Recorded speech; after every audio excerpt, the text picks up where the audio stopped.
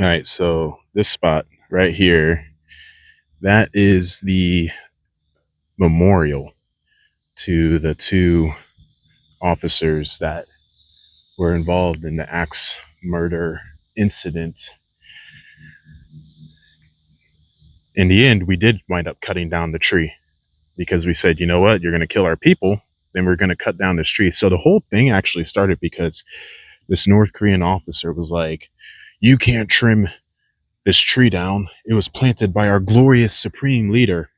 And we were like, buddy, that tree is over 100-something years old, and your glorious leader is still very much alive and nowhere near the age of that tree. We know. And we're not trying to cut it down. We're trying to just trim back some of the branches.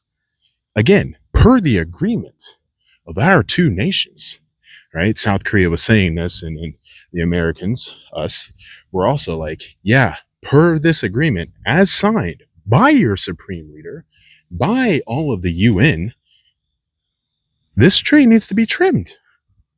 And so then they went out to go trim it. And like I said in the last video, they got hacked to death. And so then as a result, we decided to just cut the tree down. This spot used to be a berm. So if you're not familiar with the berm is, go ahead and look up a berm. But it was like they filled it in with grass and everything like that. So now it looks like this. But this incident was because a Russian photographer, a Soviet photographer, defected. Oh, look at that. But yeah, he defected. He literally just walked across. He said, I'm going to take a couple pictures, and then just kept walking. And then the North Koreans finally realized what was going on. They started shooting at him. And so then American and ROK Army troops started shooting back. But yeah, he defected literally by just walking. And this is actually behind the JSA. And if you look over here, you see those mountains? That's also North Korea. That whole area, that's all North Korea too.